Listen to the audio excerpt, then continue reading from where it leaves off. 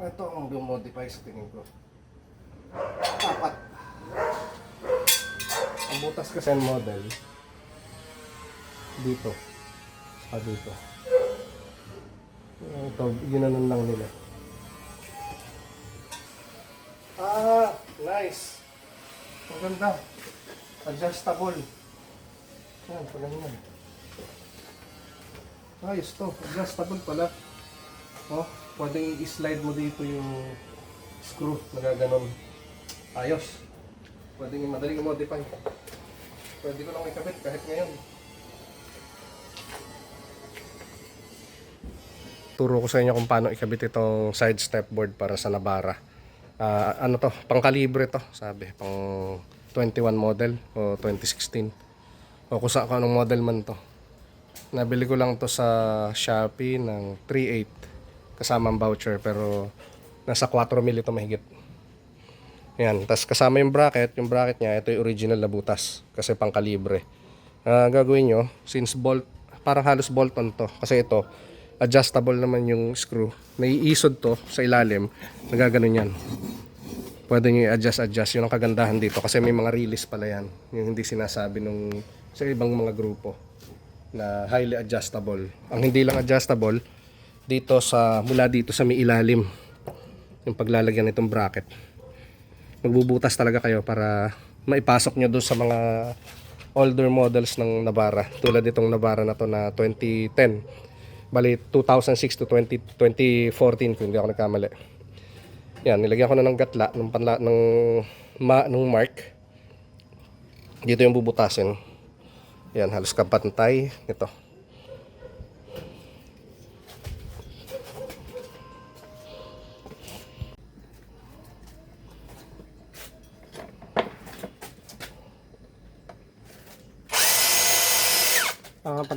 Yung step drill na yung ginamit ko hanggang dito sa 8mm ata to. Kasi yung bolt kasi dun sa Navara D40 ay nasa 8mm lang.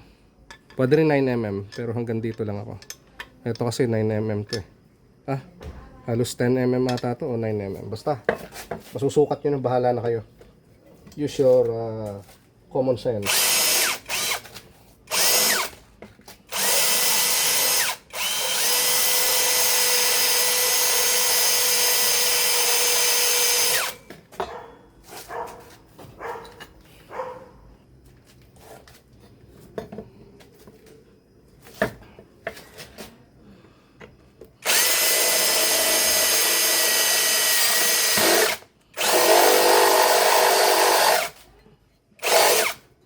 Yan, unang step, second step.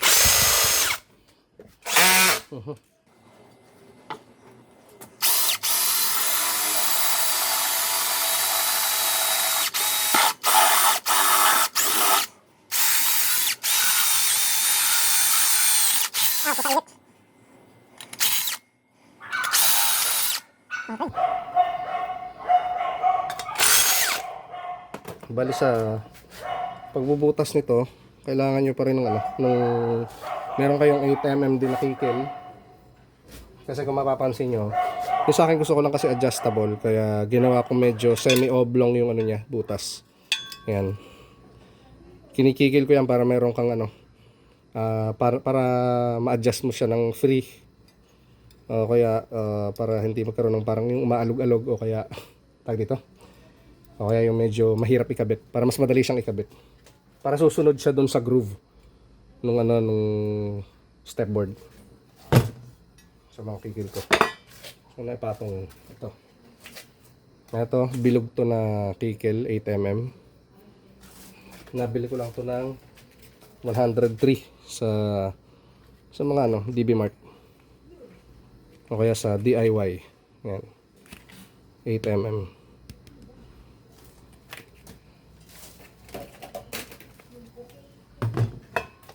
Dali lang siyang kikilin dahil since bago pa, ang talas pa.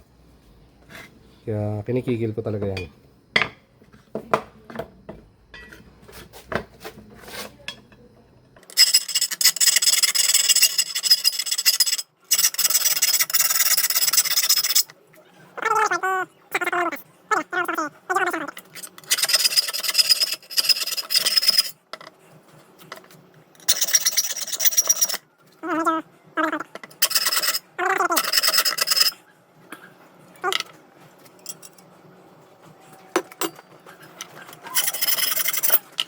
Isusukat nyo rin dun sa ano nyo, dun sa unit. Yan. Kung pasok.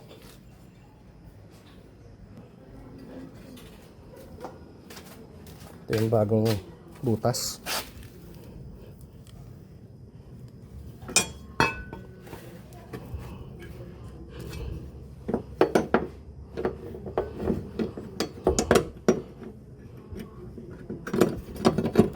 Ayan, saktong-sakto, swak na swak.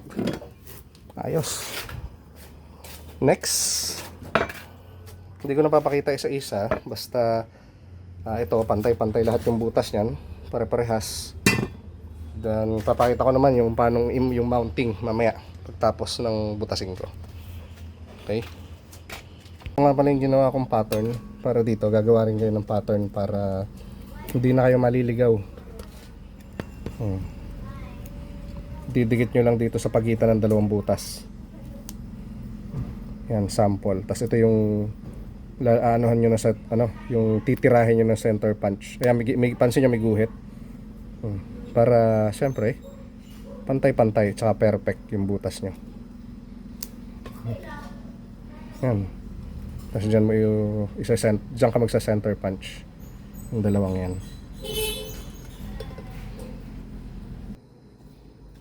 Ito yung marka natin. Hindi na ako nagsa-center punch kasi itong mga step drill parang meron siyang built-in. Maano siya nakakapit ka agad.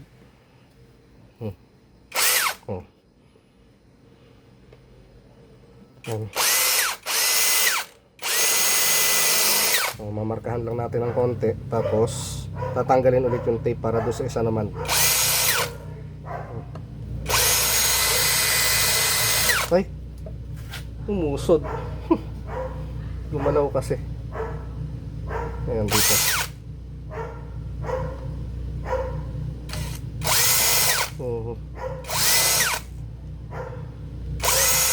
Shit. Sira tuloy yung pattern, gagawa ulit. Okay, assembly naman tayo. Anong ilaw? Ayan. Ito bago ikabit, ilagay muna natin yung mga self-tapping screws. Self-tapping. Yung parang clip, tawag dyan. Yan. Dito yan. Magka maluwag, sikipan. Yan. Maluwag.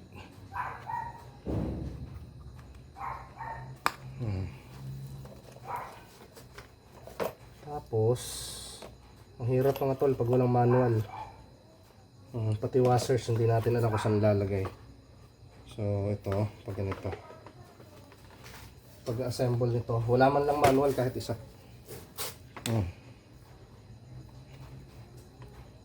Pali ganyan yung gagawin, ilulusot nyo dun, tapos ito ilulusot din dito. Ay, hirap. Hindi abot. Yeah.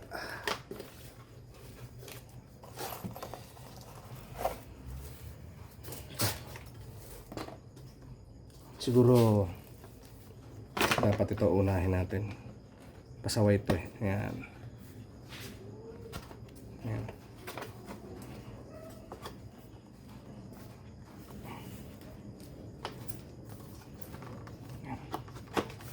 Ganyan. Yeah. Dapat magpantay siya dun sa screwhan. Ito. Okay.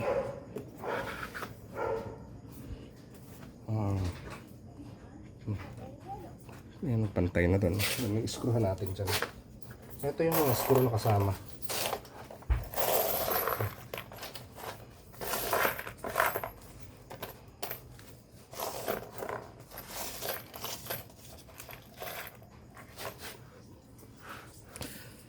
Kasi walang manual eh.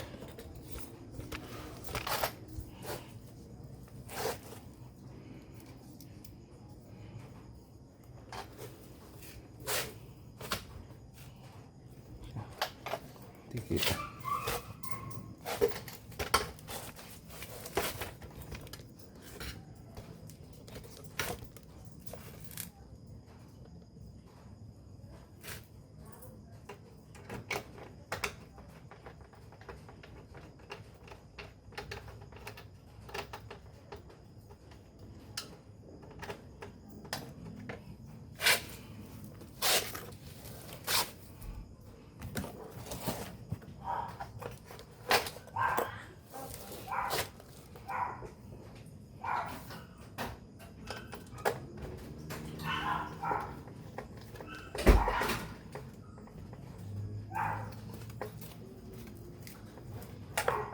Ito, saktong higpit lang. Yung sobrang higpit, yung may ganun pa.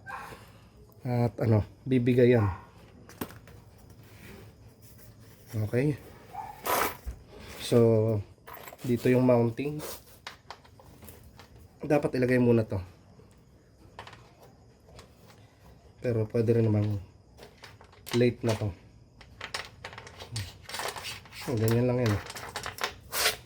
Tatlo. Tingin ko yung washer baka sa labas. Dahil wala nga manual, manghuhula tayo. Pinanghuhula tayo ng seller. So, yan. Tapos sa ilalim natin i-screw. Lagyan na rin natin ng screw para pag ano doon sa kabila, ready na.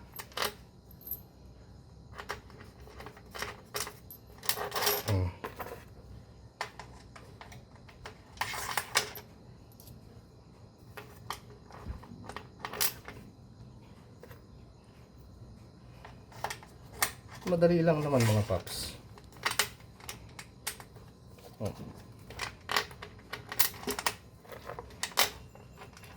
Ito tinuro ko na para do sa mga walang common sense.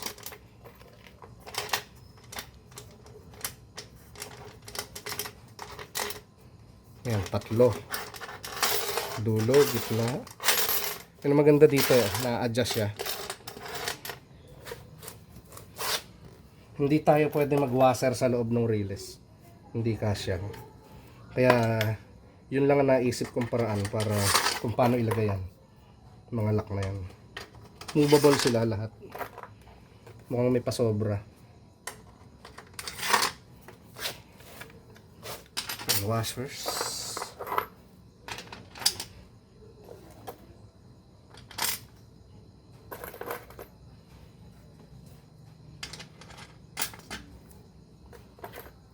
Huwag nyo nang didiinan kasi kakabit pa natin yan sa side, sa bracket. So, ganun din yung gagawin doon sa kabila. Ito, yung likod, yung rear part. Nalaglag yung isa. Ganda naglag. Napaka-stupid. Kamote DIYer.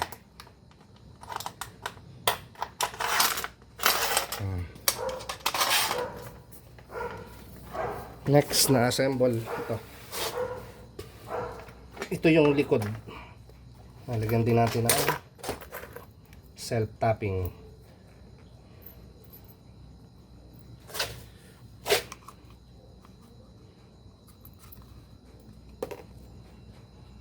Pangit ng ano nila, ng lalagyan na yung ganito. May nabibili kasi yung pang motor, mas maganda. Yung kulay parang camouflage yung kulay. Dark green, mas maganda yon kaysa dito. Ito madaling klaseng to, mukhang madaling kalawangin. Dating gawi. Yan, padaanin dyan. Then slide. Slaps. Oops. Sipon. Nalito na. Oh.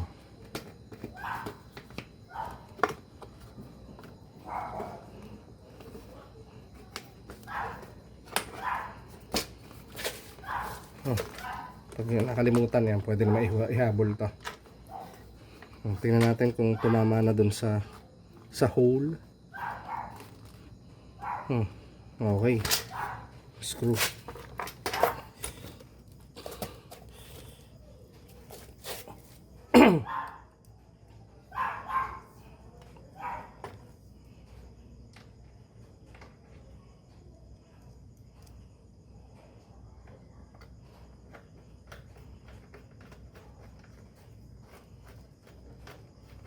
Hala, ayaw.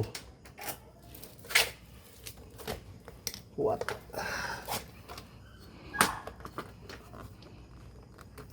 Plastic na plastic.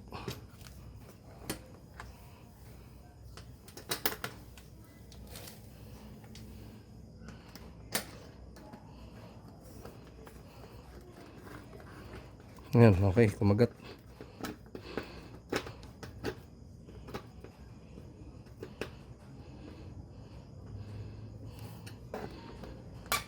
Pagka hindi nakatama dun sa butas, pwede nyo naman i-atras ng konti dun.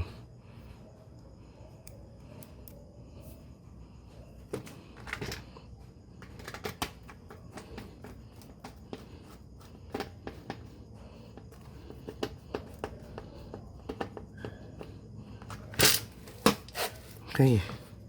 Nice. Oops. Yeah. Yeah. Okay na.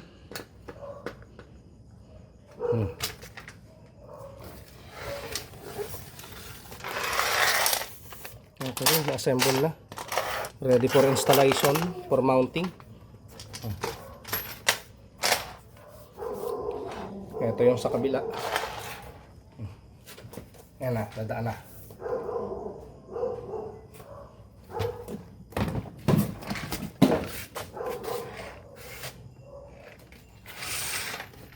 Yeah.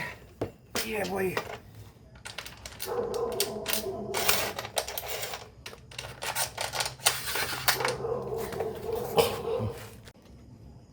Yan ang kabuuan.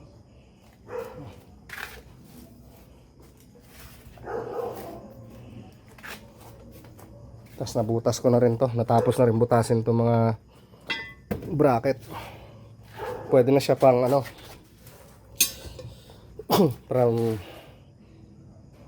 ano ba to? 2013 o 2014 Navara.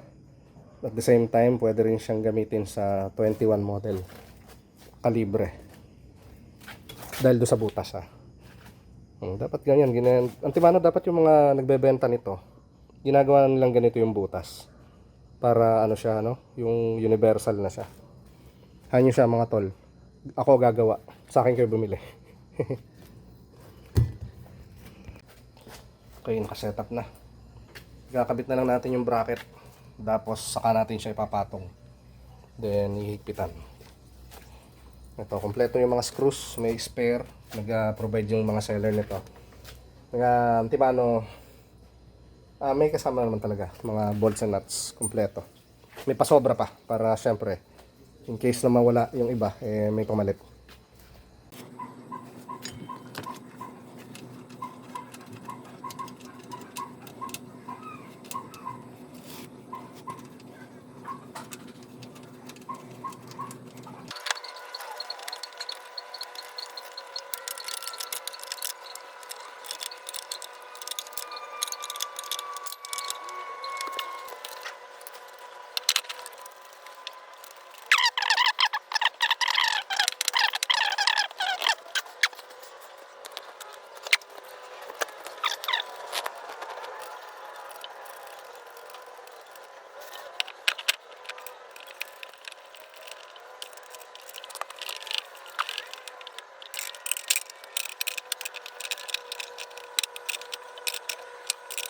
Alright.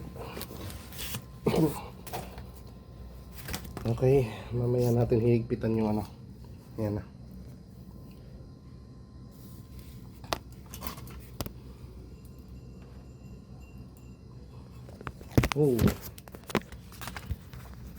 Ilagay na natin yung mga bracket. Yan. Yan, saka natin ipapatong yung ano dyan. Eto. Okay.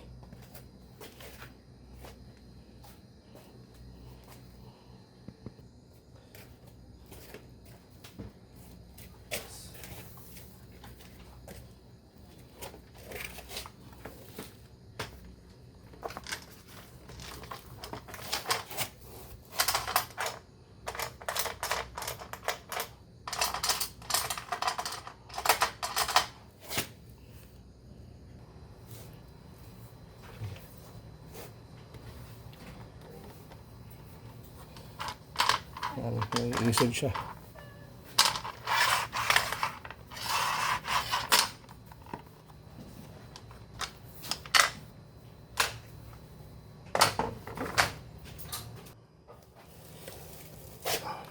Sa ilalim ulit tayo.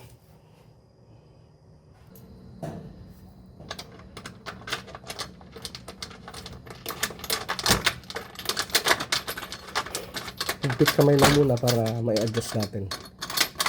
I-adjust pa kasi yun.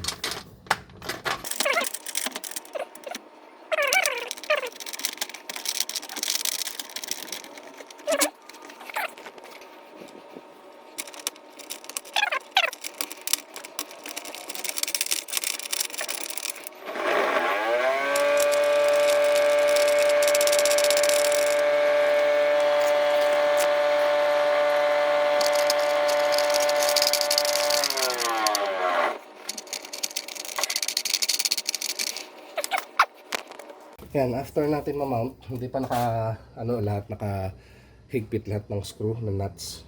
Susukatin muna kung ilan ang gusto nyo, kung ilang inches yung gusto nyo dito. Yan, yung siwang. Sa akin, 1 finger dito. Nakakalusot na maluwag yung 1 finger. Mula dito sa may siwang na to, hanggang dun. Dito. Yan. 1 finger, tapos pwede pa adjust, tapos doon sa likod, sa kahulihan, 1 finger din. So, okay na. Pwede na natin higpitan. Final higpit na yan. After higpitan yung mga screw nuts sa ilalim, ayan na, okay na.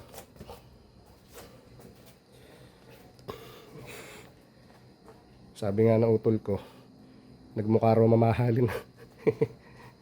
Na nalagyan ng step board. Oh, ito for sale, bilhin nyo na. 190 negotiable. Hindi na nagagamit. Ito. So, tapos na siya.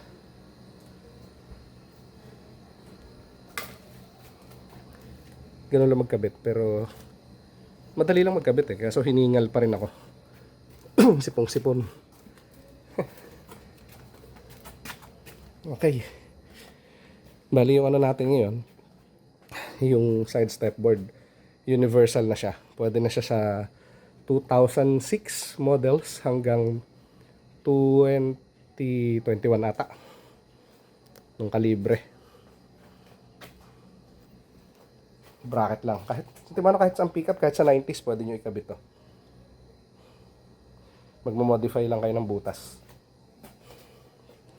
So, yun lang mga paps. Ganun lang kasimple mag-assemble nitong mumurahing stepper board na to. Okay.